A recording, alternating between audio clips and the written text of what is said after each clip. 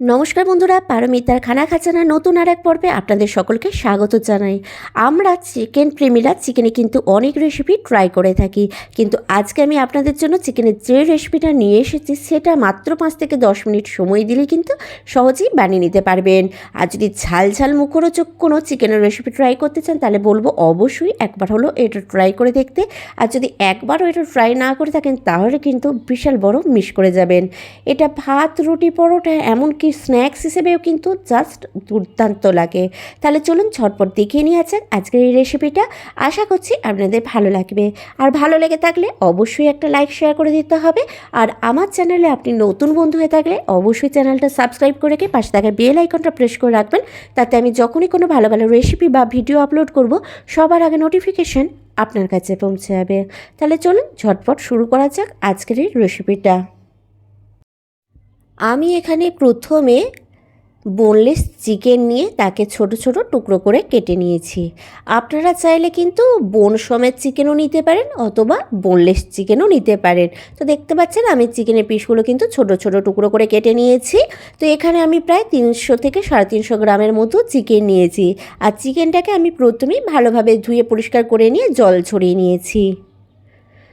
তো রান্নাটা শুরু করার আগেই আমি একটা মশলা বানিয়ে নেব। তার জন্য কড়াইটা গরম করতে বসিয়ে দিয়ে তার মধ্যে আমি দিয়ে দিলাম 2টো লাল শুকনো লঙ্কা, আর দিয়ে দিচ্ছি 1 টিস্পুনের মতো মৌরি, আর দিয়ে দেবো আমি 1 টিস্পুনের মতো গোটা ধনে। এবার এই মৌরি, ধনে আর শুকনো লঙ্কাটা প্রায় 10 সেকেন্ডের মতো একটু নাড়াচাড়া করে নেব শুকনো কড়াইয়ের মধ্যে। এবার এর মধ্যে আমি দিয়ে দিচ্ছি 5-6টার মতো ছোট এলাচ, আর দিয়ে দিচ্ছি ছোটো 2 টুকরো দারচিনি, আর দিয়ে দেবো 10-12টার মতো গোলমরিচ। এবার এই সব কটা মশলাকে প্রায় আমি 40 থেকে 50 সেকেন্ডের মতো একটু নাড়াচাড়া করে নিয়ে ড্রাই রোস্ট করে নেব, যাতে আমরা যখন এটার একটা পাউডার বানাবো সহজেই কিন্তু পাউডারটা বানানো যায়।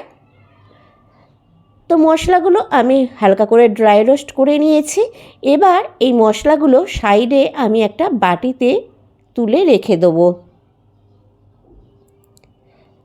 মশলাগুলো কিন্তু বেশি ভেজে ফেললে চলবে না, যাতে পুড়ে না যায় সেটাও কিন্তু খেয়াল রাখতে হবে। তো মশলাগুলো দেখুন ড্রাই রোস্ট করা হয়ে গেছে। এবার আমি এটা ঠান্ডা হয়ে যাবার পর আমি এটা থেকে একটা মিহি পাউডার বানিয়ে নেব। এবার ওই কড়াইতে আমি দিয়ে দিচ্ছি 2 টিস্পুনের মতো সর্ষের তেল। তেলটা গরম হয়ে যেতে আমি তার মধ্যে দিয়ে দিলাম 1 টিস্পুনের মতো কালো সর্ষে, আর দিয়ে দিচ্ছি প্রায় 10-12টার মতো কারি পাতা। এগুলো কয়েক সেকেন্ড একটু তেলের মধ্যে নাড়াচাড়া করে নিয়ে আমি এর মধ্যে দিয়ে দেবো পেঁয়াজ কুচি।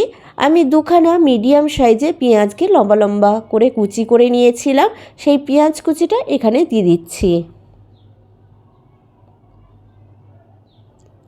এবার এই পেঁয়াজটা আমি তেলের মধ্যে ভালোভাবে নাড়াচাড়া করে ভেজে নেব, যতক্ষণ পর্যন্ত না পেঁয়াজের কাঁচা গন্ধটা চলে যাচ্ছে বা পেঁয়াজটা খুব ভালোভাবে নরম হয়ে যাচ্ছে। তো পেঁয়াজটা কিন্তু বাদামি কালার আসা পর্যন্ত ভাজবো না, সেটা একটু কিন্তু খেয়াল রাখতে হবে। তো বেশ কিছুক্ষণ ভাজার পর দেখুন পেঁয়াজটা কিন্তু খুব ভালোভাবে নরম হয়ে গেছে।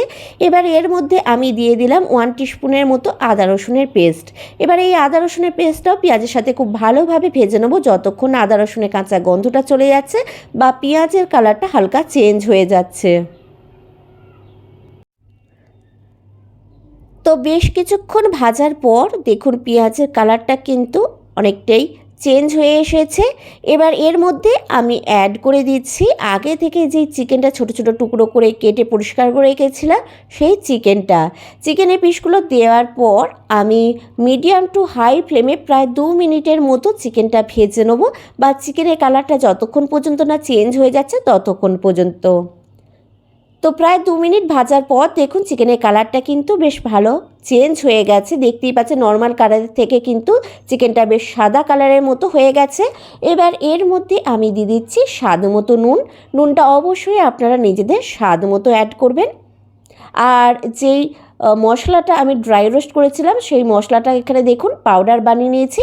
এবার এই মশলাটার অর্ধেকটার মতো পরিমাণ আমি এখানে দিয়ে দেবো।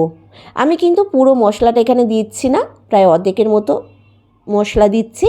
এবার এর মধ্যে আমি দিয়ে দিচ্ছি 1 টিস্পুনের মতো কাশ্মীরি লাল লঙ্কার গুঁড়ো, শুধুমাত্র একটা সুন্দর কালার আসার জন্য। এবার এই সবকটা মশলা দেওয়ার পর আমি চিকেনের সাথে ভালোভাবে নাড়াচাড়া করে মিশিয়ে নিয়ে প্রায় 1 মিনিটের মতো একটু কষিয়ে নেব। এই সময় বলে রাখি, আপনারা কিন্তু ঝাল কতটা পছন্দ করছেন সেই হিসাবে কিন্তু শুকনো লঙ্কাটা কম বেশি করতে পারেন। মানে ঝাল কম পছন্দ করলে একটা লঙ্কা দিতে পারেন, আর ঝাল বেশি পছন্দ করলে লঙ্কার পরিমাণ বেশি দিতে পারেন। এবার চিকেনটা চাপা দিয়ে আমি লো টু মিডিয়াম ফ্লেমে প্রায় 5 মিনিটের মতো আমি ভেজে নিয়েছি বা কষিয়ে নিয়েছি। তো 5 মিনিট পর ঢাকনাটা খোলার পর দেখুন চিকেনটা থেকে কিন্তু একটা সুন্দর কালার বেরিয়েছে, যেহেতু আমরা এখানে শুকনো লঙ্কা আর কাশ্মীরি লাল লঙ্কার গুঁড়ো দুটোই ব্যবহার করেছি। আর এখানে চিকেনের পিসগুলো খুব ভালোভাবে কিন্তু সেদ্ধ হয়ে গেছে। চিকেন রান্না করতে কিন্তু খুব একটা বেশি সময় লাগে না। তারপরে আমরা চিকেনটা ছোট ছোট টুকরো করে কেটে নিয়েছিলাম এবং বোনলেস ছিল, তাই চিকেনটা কিন্তু খুব সহজে আর খুব তাড়াতাড়ি সেদ্ধ হয়ে গেছে। আপনাদের চিকেনটা যতক্ষণ পর্যন্ত না সেদ্ধ হচ্ছে ততক্ষণ পর্যন্ত কিন্তু চাপা দিয়ে সেদ্ধ করে নেবেন ভালোভাবে। এবার বাকি যেই ভাজা মশলাটা ছিল সেটাও এখানে দিয়ে দিলাম, দিয়ে ভালোভাবে চিকেনের সাথে নাড়াচাড়া করে মিশিয়ে নিয়ে আমি গ্যাসের ফ্লেমটা বন্ধ করে দিচ্ছি। তো দেখুন আমাদের এখানে কিন্তু পেপার চিকেন ফ্রাই একদম রেডি হয়ে গেছে এবং আমি পরিবেশনও করে দিয়েছি। তো রেসিপিটা আপনাদের কেমন লাগলো অবশ্যই নিচে কমেন্ট বক্সে কমেন্ট করে জানাতে ভুলবেন না। ভালো লাগলে অবশ্যই একটা লাইক শেয়ার করবেন আর বাড়িতে অবশ্যই একবার হলো এটা ট্রাই করে দেখবেন।